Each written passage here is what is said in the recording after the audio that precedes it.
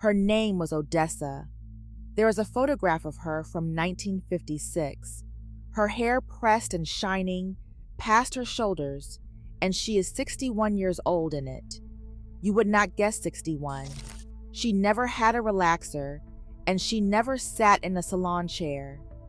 3 tins and a hot comb, and her hair held 2 weeks at a time. Every woman on her block had hair like that. The grease in those tins today is not the grease Odessa used. They changed it and never said a word. Number 1 is not a tin at all. It is why any of it still works. Stay with me. Number 13. Odessa tested the hot comb on a sheet of newspaper before it ever touched her hair. The older black woman heated the iron comb on the gas burner until it was ready.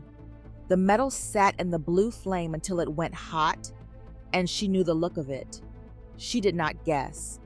She pressed the hot comb to a folded square of newspaper first.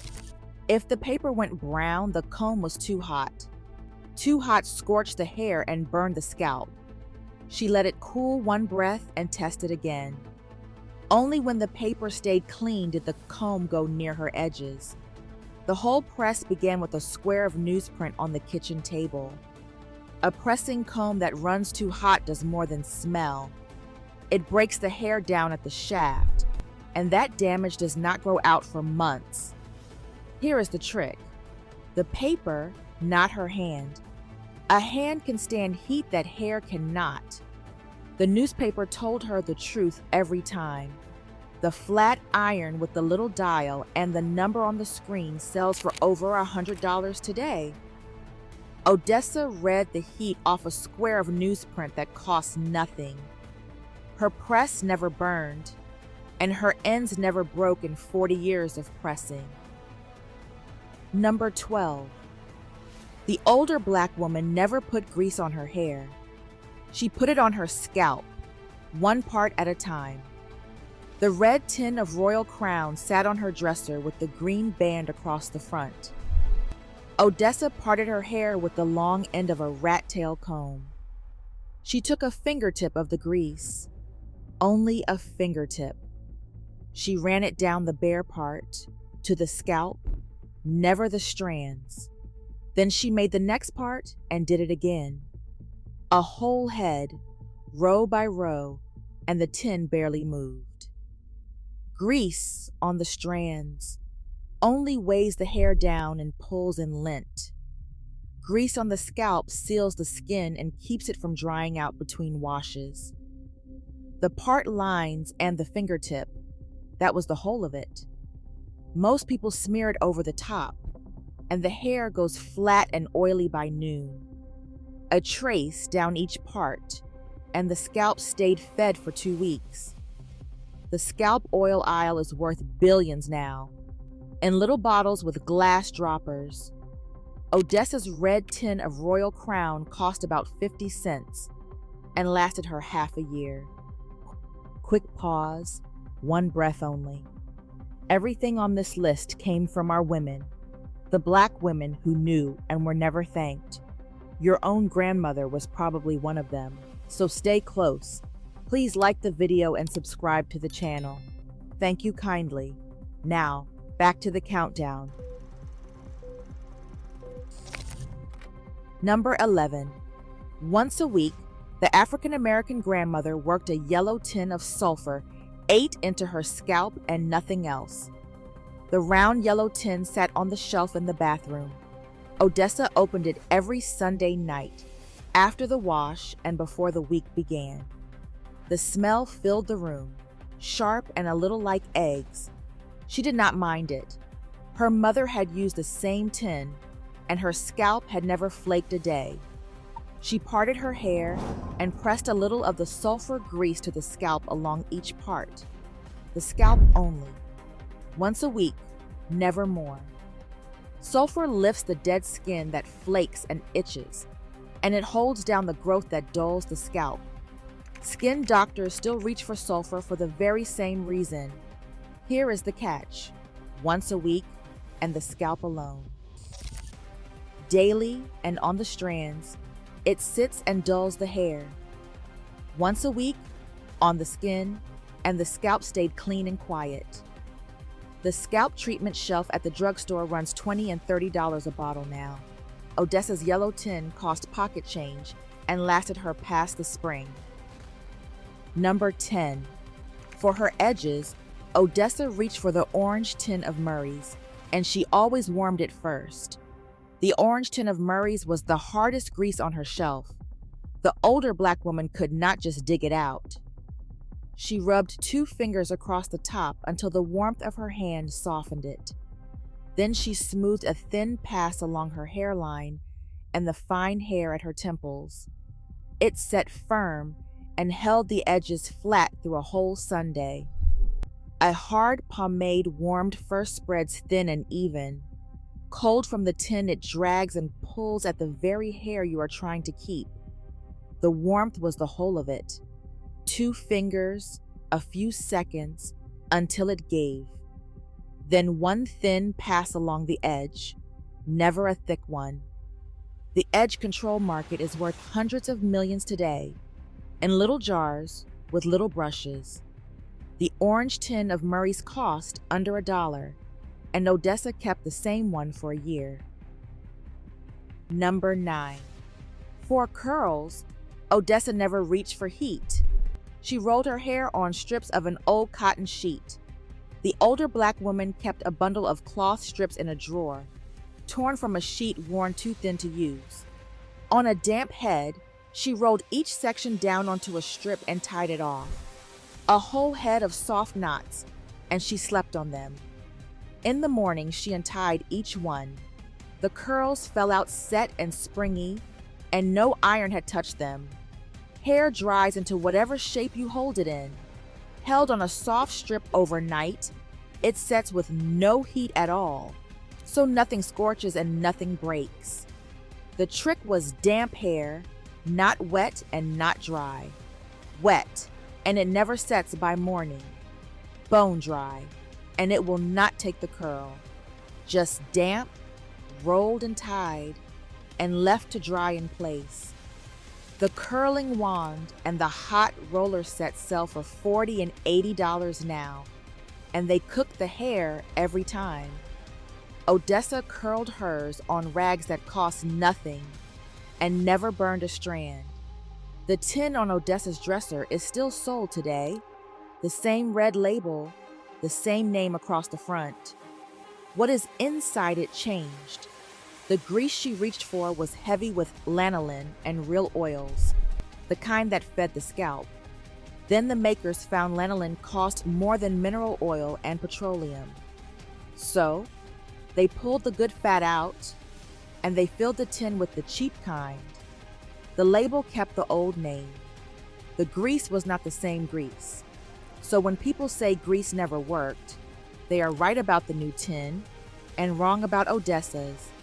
The last things on this list are the ones the new tin cannot do. Number 8. Before the hot comb ever touched her hair, Odessa smoothed a few drops of light oil through it. The older black woman never pressed dry hair. She warmed a little light hair oil between her palms first. Only a few drops. She smoothed it down the length of the hair, not the scalp. Then the hot comb followed, and it glided instead of dragging. The oil took the heat so the hair did not. A thin film of oil spreads the heat of the comb so no single spot scorches. Dry hair under a hot comb takes the full heat in one place, and it snaps right there. A few drops, and the length, not the roots. Too much, and the comb smokes and the press falls. A light coat, and the press held clean for days. The heat protectant shelf is a whole aisle now, sprays and serums by the dozen. Odessa used a few drops of plain oil that cost almost nothing. Number 7. Every night, the older black woman tied her hair in a satin scarf, and that is why the press held 2 weeks.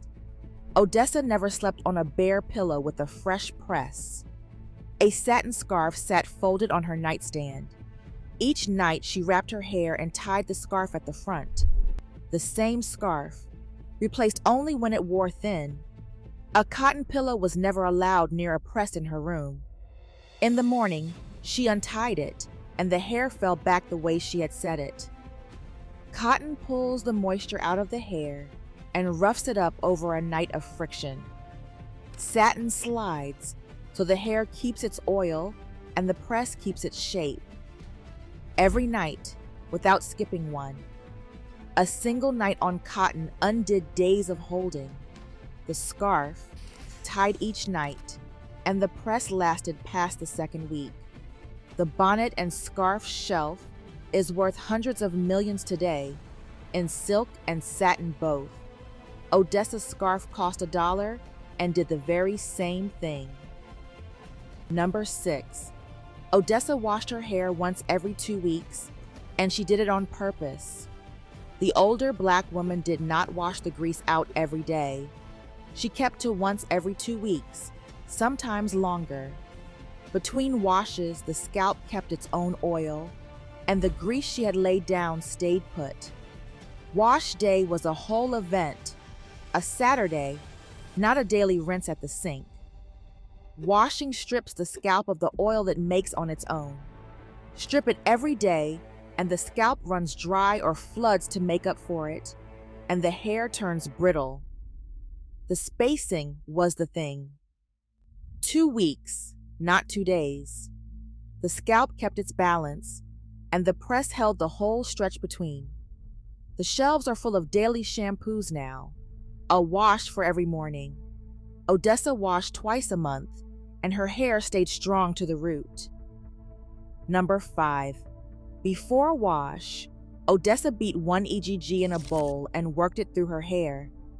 The older Black woman kept wash day simple. She cracked a single egg into a bowl and beat it with a fork.